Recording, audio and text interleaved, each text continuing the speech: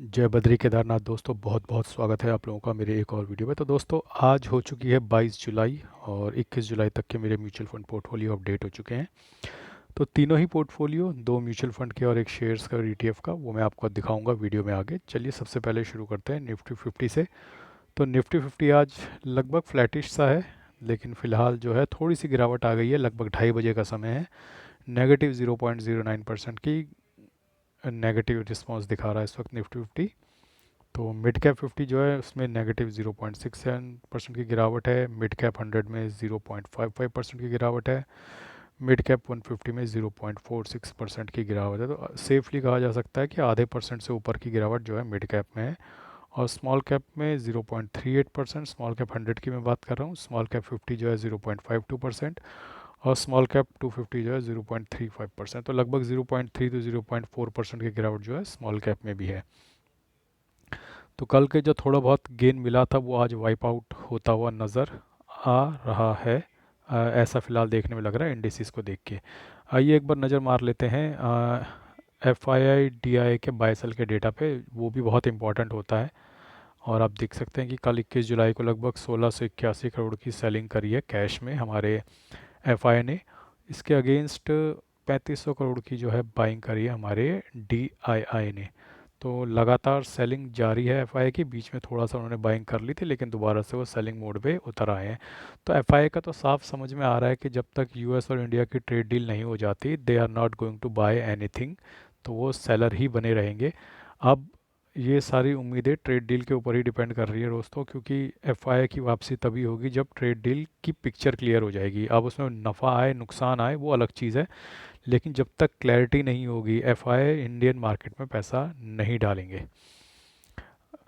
तो दोस्तों, आजकल यूट्यूब पे वीडियोस के नीचे एक हाइप का बटन भी आता है। जैसे ही आप लाइक करते हैं तो नीचे एक हाइप का बटन भी आ जाता है। आप चाहे तो उसे हाइप का बटन दबा के मेरे वीडियो को लाइक शेयर और सब्सक्राइब भी कर सकते हैं। और मैंने फ्लिपकार्ट के कुछ लिंक्स दे रखे हैं म्यूचुअल फंड के। अगर आप चाहें तो वो बुक्स ले सकते हैं, या फिर म्यूचुअल फंड ना लेने हो, बुक्स ना लेनी हो, तो आप कुछ भी प्रोडक्ट फ्लिपकार्ट से बाय कर सकते हैं। वो आपकी इच्छा है। मैं अगर आप स्क्रीन पे टैप करोगे तो लेफ़्ट साइड बॉटम पे प्रोडक्ट लिंक्स दिखेगा, वही मेरे फ्लिपकार्ट का लिंक है। और उसके थ्रू आप जाओगे तो आप मेरे थ्रू जा रहे हो, और इसका मतलब मुझे उसमें कमीशन अर्न होगा जब भी आप कुछ खरीदोगे।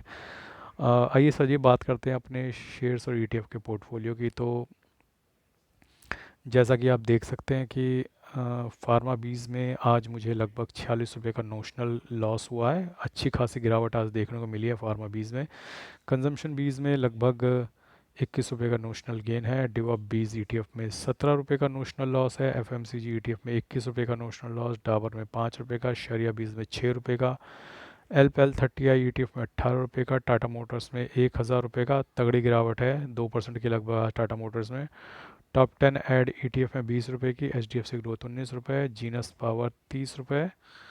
इरकॉन 113 रुपये। लो वोल्टाइल ईटीएफ 20 रुपये। इंडसइंड बैंक 404 रुपये। और सेंसेक्स ईटीएफ थोड़ा सा पॉजिटिव है। तो ओवरऑल आप देख सकते हो कि आज लगभग 1800 रुपये का नोशनल लॉस हुआ है, लगभग 1.10%। और ओवरऑल स्थिति ये है कि 1,66,000 इन्वेस्टेड वैल्यू है। 1,50,000 is the current value.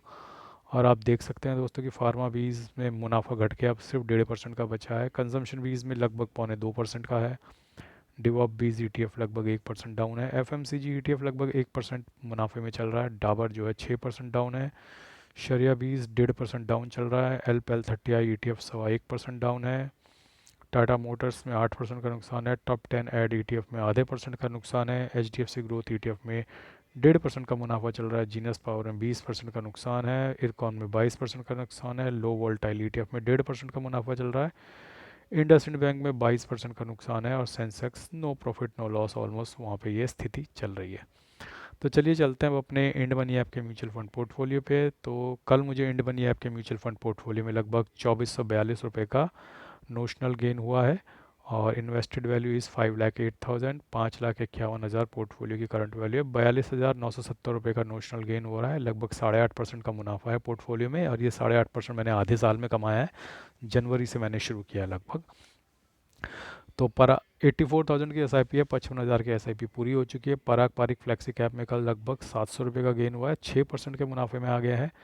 Nippon India large cash में कल 384 रुपये का गेन हुआ है। 6.5% के मुनाफे में है ये। आईसीआईसी प्रूडेंशियल लार्ज कैप में कल 421 का गेन हुआ है लगभग 5.5% के मुनाफे में। कोटक मिड कैप में कल 111 रुपये का गेन हुआ है लगभग 12.5% के मुनाफे में। मोतीलाल ओसवाल मिड कैप में कल 173 रुपये का भारी मुनाफा हुआ है लगभग 8.25% के मुनाफे में ये फंड। एडलवेस स्मॉल कैप में 15 रुपये का नुकसान 12.25% के मुनाफे में ये फंड। HDFC मिड कैप में 17 रुपये का गेन हुआ है लगभग 11.25% के मुनाफे में फंड। एडलवेज मिड कैप में 104 रुपये का गेन हुआ है लगभग 11.25% के मुनाफे में ये फंड। कोटक स्मॉल कैप में 20 रुपये का लॉस हुआ है लगभग 10.5% के मुनाफे में fund. Nippon India growth mid cap में कल 93 रुपीज़ का गेन हुआ है लगभग 10.5% के मुनाफे में। HSBC स्मॉल कैप में कल 72 रुपये का गेन हुआ है लगभग 12.5% के मुनाफे में। Bank of India small cap में कल 23 रुपये का गेन हुआ है लगभग 12.25% के मुनाफे में। कैनरा रुपये में कल 17 रुपये का गेन हुआ है लगभग 12.25% के मुनाफे में ये भी।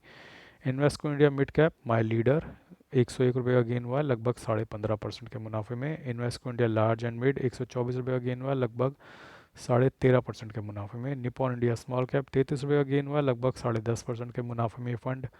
टाटा स्मॉल कैप में कल 18 रुपये का नुकसान हुआ है लगभग 12% के मुनाफे में फंड। SBI स्मॉल कैप में कल 16 रुपये का नुकसान हुआ है लगभग 10.25% के मुनाफे में फंड। बंधन लार्ज एंड मिड में कल 92 रुपीज़ का गेन हुआ लगभग 8.9% के मुनाफे में। GM फ्लेक्सी कैप में कल 42 रुपीज़ का गेन हुआ लगभग 4.25% के मुनाफे में है ये म्यूचुअल फंड।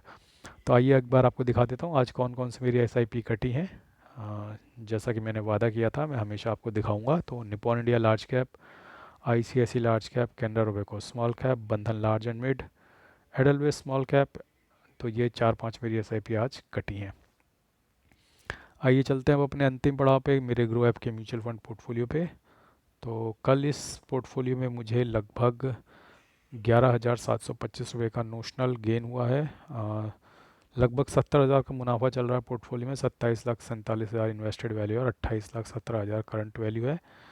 तो एक बार मैं फ़िल्टर करके आपको दिखा देता हूँ कौन कौन से म्यूचुअल फंड ने यहाँ पे कल मुझे पॉजिटिव गेन दिया है। तो HSBC large and mid lead कर रहा था कल। Motilal Oswal mid cap follow कर रहा था उसे। मोतीलाल ओसवाल डिफेंस ने भी कल अच्छा रिटर्न दिया है। इंफ्रास्ट्रक्चर चला है। तो मैं धीरे धीरे स्क्रॉल करता हूँ ताकि आप एक बार नज़र बना सकें और देख सकें कि किस किस म्यूचुअल फंड ने मुझे कितना मुनाफा दिया है। और कुछ म्यूचुअल फंड ने कल नेगेटिव में भी रिटर्न दिया होगा, जिसमें स्मॉल कैप के रहे होंगे। Tata small cap, can't small cap और अपना कॉन्ट इंफ्रास्ट्रक्चर।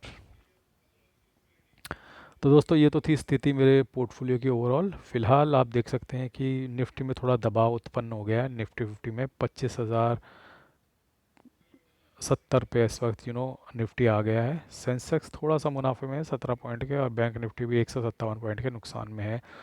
तो आप देख सकते हैं दोस्तों कि निफ्टी में भी थोड़ा गिरावट चल रही है। 2:30 बजे का लगभग समय है और इस वक्त आप ये बात समझ सकते हैं दोस्तों कि निफ्टी अब थोड़ा कंसोलिडेट जोन में है और मुझे ऐसा लगता है कि जल्दी ये कंसोलिडेशन ख़त्म होगा और हम ऊपर की तरफ जाएंगे। देखिए ये मेरे को लगता है कि अब हम ऊपर की तरफ जाएंगे। जो फॉल होना था वो हो चुका है। अब मुझे लगता है निफ्टी अब ऊपर की तरफ जाएगा 25,500। पहले 25,300 टारगेट होगा, उसके बाद 25,500, 600 और फिर ये ऑल टाइम हाई की तरफ बढ़ेगा। लेकिन फ़िलहाल मुझे लगता है कि जो डाउनफॉल था टेम्प्ररी वो अब ख़त्म हो चुका है और अब निफ्टी को ऊपर की तरफ जाना होगा। ओके, तो फिर आज के लिए थैंक यू।